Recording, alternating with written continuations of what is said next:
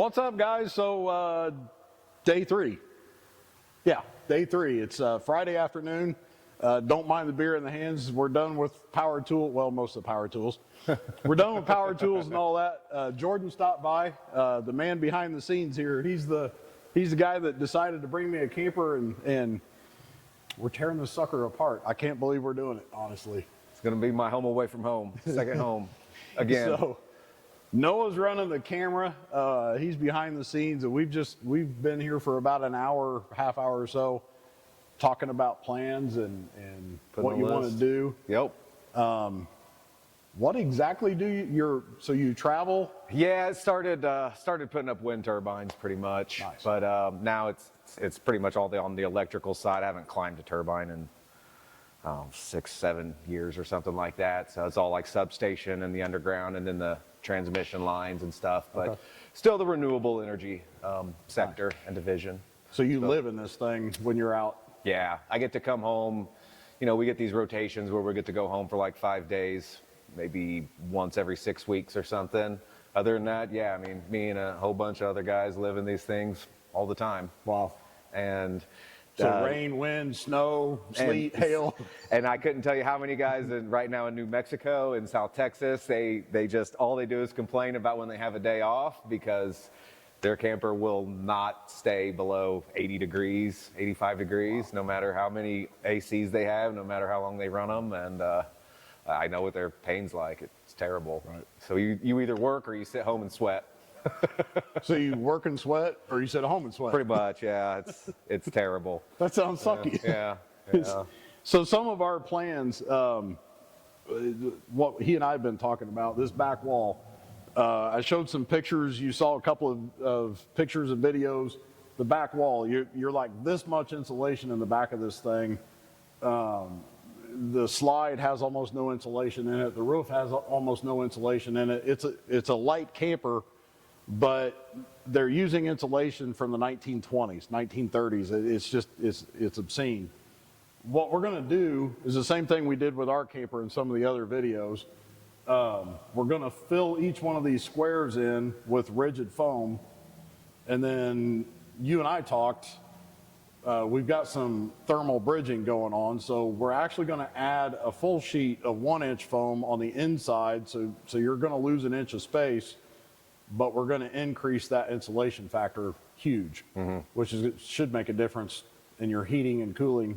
Mostly cooling. Yeah. It sounds like heating it is a thing. You know, I know a lot of guys who just don't even bother if they got a job in like Iowa or something through the winter. They just immediately look for an apartment and store their camper.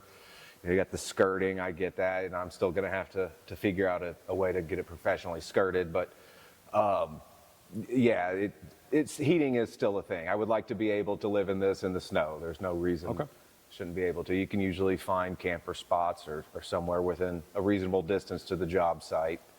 Is it cheaper or more beneficial for you to live in a camper versus a hotel? I assume you're getting a per diem. Oh, big time.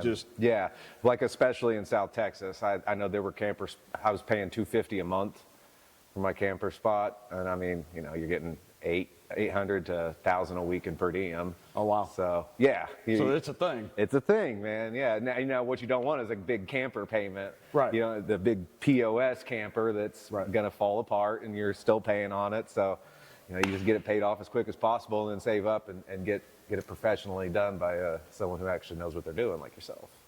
And we're not supposed to say we know what we're doing yet. It's going to be like a whole nother, 20, 25, 30 years out of it. So. Yeah, so Jordan and I have been talking. He saw our camper rebuild. I was looking through Facebook Messenger. You and I were talking like 3 months ago because you were working on this I thing. wanted to come out and work with you on yours just to see, like, how's these things put together, man? And then I never got the time, but. Yeah. So that a couple Sundays ago, I think it was on a Sunday, you sent me a message. It was like, all right, let's do this thing. I'm done. Here we are. Yeah, I've got a lot of projects at home, and so you know what? I'll just bite the bullet and get it done the right way.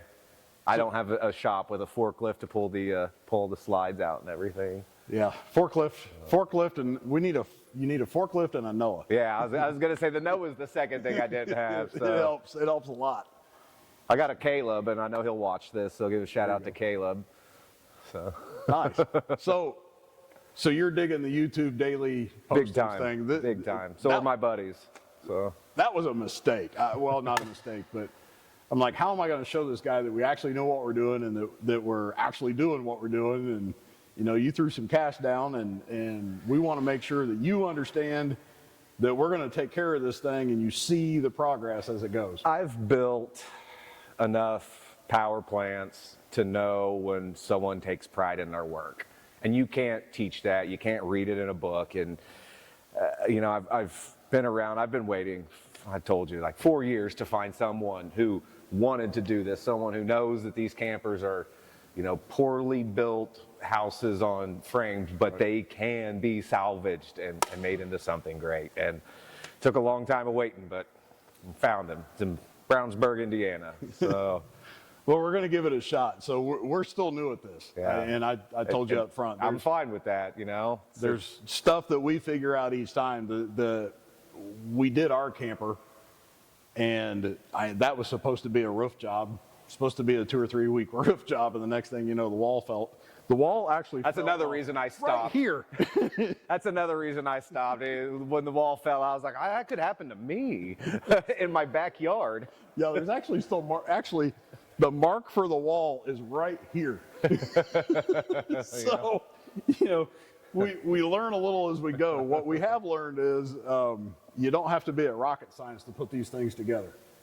So, And you know, I noticed that like they've Outback or whatever, whoever builds these, I don't know if I should say that, but they build them for taking the family out camp, and I get that. And this big window was really nice for one site in Abilene, Texas, where I had a beautiful view. Other than that, I have not once had something worth a damn to look out of in that window. So, like, why do I need that amount of additional heat load and cold. Absolutely, Because they're all single pane, so yeah. they're not efficiency windows or anything. So just get rid of it. If I want to look outside, I'll put out the awning and pull out a chair and get out the little grill. So that's another thing I'm getting rid of is the outdoor kitchen. You know, a lot of these campers come with those. They just kind of come out from the inside of the shell, and you're still connected in with the same water supply, and there's usually a gas hookup there and stuff. And again, I'm sure that's great when you got the family out in Colorado in the middle of nowhere, but I don't need that. I'm going to be inside. So just, you know, making it more realistic and feasible. So basically what we're trying to do is take something like this, take somebody that has needs and wants, and I mean, I don't know that you could go buy a camper that fits what you want to do. If you did, it would probably be 90 grand and way too overdone. It'd be too big for me. Right. And so this fits I doubt your you needs. can. It does, yeah. It's going to fit my needs, exactly. So we're not trying to be a great big, ginormous, you know, I don't want to do 500 of these a year. I mean, I guess if we grow to that point, but I was talking to a guy yesterday, and we're going to grow as big as our quality lets us. Mm-hmm. If quality starts to eke down just a little bit, not doing it. I'll say another thing that's really appeasing that he's doing with the floor is that it'll be an easily replaceable vinyl floor just on the edges. So if I Don't give decide away my secrets yet. It's my gonna be bad. So if I decide I want a new floor pattern, it's not going to be like a whole nother, you know, tear down and nightmare to get, because this, yeah, you know, like this floor. It's bad.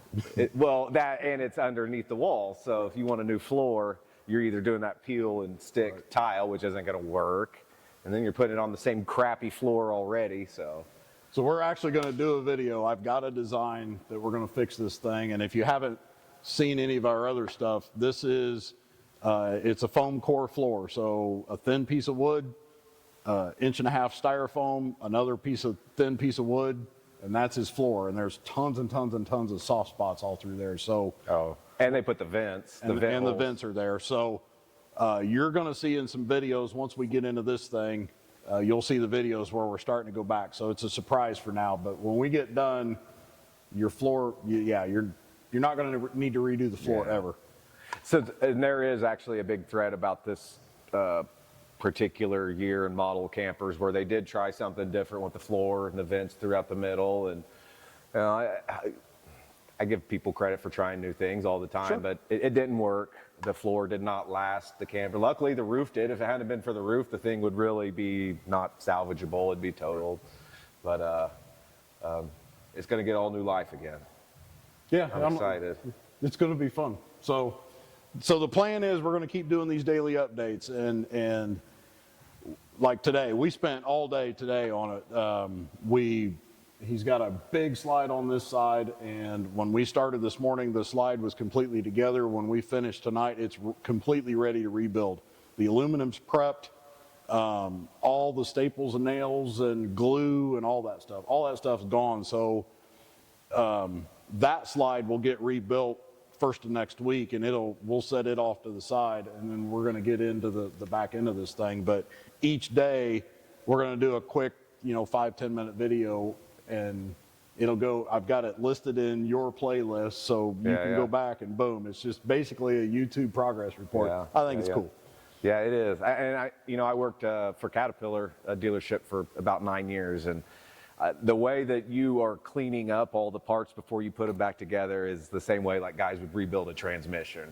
It's nice to see where I think if you took it to a camper dealer, there's no way they're going to sand all that aluminum down. There's no way they're going to fill it with the sealant and stuff on the inside. And I mean, it's just the level of craftsmanship and taking pride in your work and going above and beyond. That's why I am here and so excited to get this done. So that's cool. Yeah, what were we saying, Noah, for about 3 hours today? It was 3 or 4. It was a while. And people overlook how important that is all the time. It sucks. Don't get me wrong. It's no fun. I just did my whole wall. I have a log cabin at home, and I mean, it's a pretty big wall. I did the whole thing once with 40. Car, you wouldn't want them just slapping new stuff in there. Exactly. Stuff out, so. Yeah, there you go. It's just take pride in what you do. It goes a long way. So, yeah, do you have anything else that you want to talk about? No, if anyone's looking for an absorption fridge, send them a message. I got one that I need to get rid of, let it go for pretty cheap. There you go. So, little Dometic we've got a refrigerator for sale, Brownsburg, Indiana. Come and pick it up. No, that's about it. So we've got a cabinet guy here locally. He's just a small guy working out of his garage. Looks like he does really good work. I'm going to put those guys together. He is going to build a cabinet for us for his big slide. I want to see his work a little bit more, and once the nuts and bolts of this thing are taken care of, the inside is it's basically a brand new camper that has a clean slate, so you can lay the floor plan out however you want. That's why we're taking some windows out and doing that kind of stuff, just to make it yours. You're going to be in it for a long time, and I'm interested to see how things go with adding campers to it, because in the grant, that is part of our grand plan. As we get bigger and this thing catches on, Craig and I were talking last night, what we really want is to expand, and we'll have a wood shop. Oh, okay. So nice. You'll have a camper shop, a truck shop. So yeah. I'm working with a guy in Virginia right now. Hey, David. David subscribes, and we're going to do some suspension work to his trailer, probably next year, but suspension, truck, set the truck up, get the trailer and the truck level and do that. And we talked about doing an awning, a custom awning deal and all that kind of stuff. But so we can do truck suspension, camper work, roof work, spray and bed liners, all that kind of stuff. And it's really cool if you put that all and see where the Venn diagram, of all the stuff your shop is capable of and how you can bring them together for a project like this. You can't pull this with a Prius. Well, it's not. It's not. You got to have a truck. But I had no idea how I would replace this. What is it? Acrylic gel or a plex or fiberglass wall? I didn't know how I was going to rebuild any of that. So there's this whole art of spraying chemicals, and it's essentially you've got that figured out. Yeah, so that's the it's easiest just part. more and more and more just more craftsmanship that you can bring into a project like this. Sure. And it's going to go a long way. I'm stoked. Me too. I'm looking forward to it. So we're going to get out of here. We're going to shut the camera off, take the mics out, probably have another beer, and then I'm going to send him packing. And we're going to clean the rest of the shop up for the weekend and get a little rest. And we'll see the next video come.